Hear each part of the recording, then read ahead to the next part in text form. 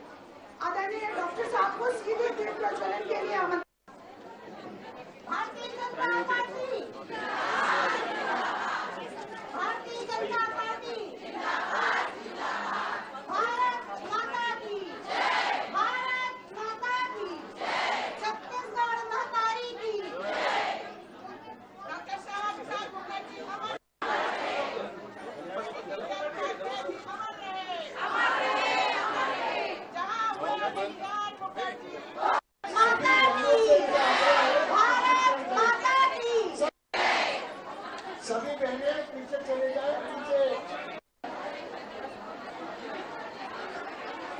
मंच पर आदरणीय सुनील सोनी जी, आप सभी को सादर मंच पर आमंत्रित करती हूँ। तो साइड हो जाओ। महिला मोर्चा के इस कार्यक्रम में आदरणीय हमारी जो दीदी जी आई हुई के लिए अपने प्रदेश अध्यक्ष शालिनी राजपूत जी को सादर आमंत्रित खड़ी है, वो उनसे निवेदन है पीछे बैठ जाए।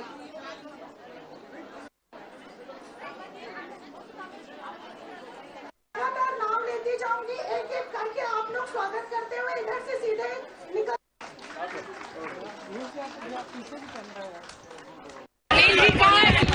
सुनील भैया, आपको दीदी बुला रही है। सुनील जी आइए।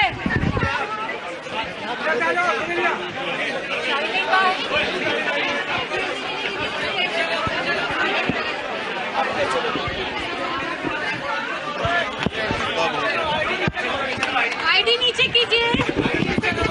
आज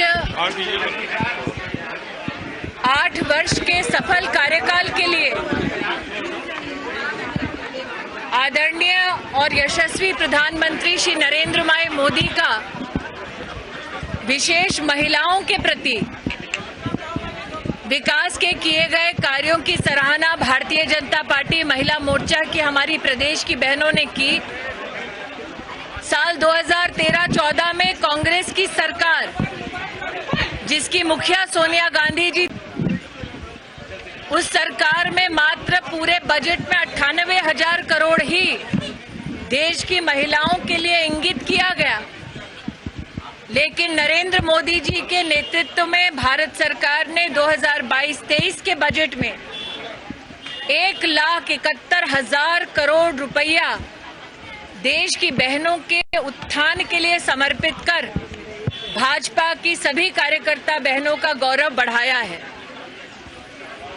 भारत के प्रशासनिक इतिहास में पहली बार इन 8 वर्षों में 25 करोड़ बहनों का बैंक का खाता खुला।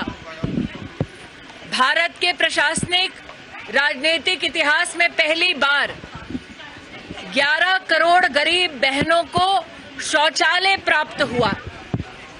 भारत के इतिहास में पहली बार 10 करोड़ गरीब परिवारों को आयुष्मान भारत का सालाना 5 लाख रुपए का स्वास्थ्य का सहारा मिला। और जब वैश्विक महामारी कोरोना ने हिंदुस्तान पर भी विश्व के अन्य देशों की तरह दस्तक दी, तब भारत एकमात्र ऐसा देश बना जिसने 25 महीने 80 करोड़ नागरिकों को घर तक मुफ्त का राशन पहुंचाया।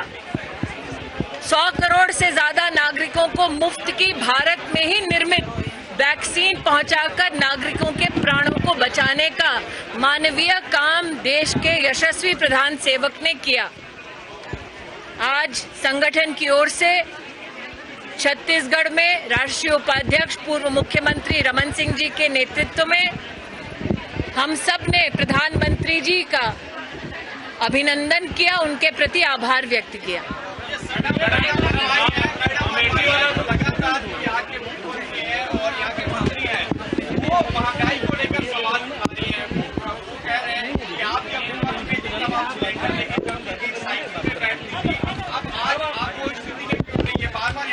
मुझे इस बात की खुशी है कि आज कांग्रेस के नेतृत्व को धरना करने के लिए भी स्मृति ईरानी के चित्र की दरकार पड़ी कि उनका नेतृत्व इतना खोखला हो गया। चूंकि आधे उनके नेता देश में कब है विदेश में कब है शायद ही उनके कार्यकर्ताओं को ज्ञात हो कि आज कांग्रेस को धरना करने के लिए भी स्मृति ईरानी के चित्र की जरूरत पड़ती है। लेकिन जब राजनीतिक चरित्र देखें तो ये सत्य है कि पेट्रोल में 9 रुपए, डीजल में 7 रुपए घटाकर महंगाई का भार जनता पर ना पड़े इसलिए 1 लाख करोड़ का बोझ माननीय प्रधानमंत्री जी ने स्वयं भारत की सरकार पर रखा। प्रति सिलेंडर 200 रुपए कम। उज्ज्वला की जितनी लाभार्थी बहनें हैं उनको भी ये वरदान भारत सरकार ने दिया। भारत सरकार बार बार चाहे वो मुफ्त की वैक्सीन हो, मुफ्त राशन हो अथवा 1 लाख करोड़ का डीजल पेट्रोल का दाम करके भार अपने सर पे लेना, ये मानवीय काम राष्ट्रहित में करती रहती है। प्रश्न ये उठता है कि कांग्रेस की सरकार दाम अपने प्रदेशों में कम क्यों नहीं करती? अमेठी में जैसा आप चुनाव लड़ी और जिस तरीके से आप जीती हैं, क्या सोशल मीडिया या कार्यकर्ताओं से बात करते हुए आपने ये बात समझाई कि नेता बनना आसान है पर कार्यकर्ता बनना एक्टिव? मैं इतना ही कहना चाहती हूँ, 50 साल तक अमेठी में मिल्कियत रही एक खानदान की और उसका परिणाम ये है कि 2014 से पहले अमेठी में 80% घरों में बिजली नहीं थी। आलम ये था कि 80% घरों में शौचालय नहीं था। आलम ये था कि अमेठी में कलेक्टर का ऑफिस तक नहीं था। आलम ये कि राहुल गांधी विश्व का भ्रमण करते और अमेठी का पहला पासपोर्ट केंद्र नरेंद्र मोदी और सुषमा स्वराज ने बनाया। और इसी के कारण आज स्थिति ये है कि जो गांधी खानदान का गढ़ रहता था, विधानसभा के चुनाव में 5 विधानसभा में से 4 विधानसभा में कांग्रेस पार्टी की जमानत जब्त हुई।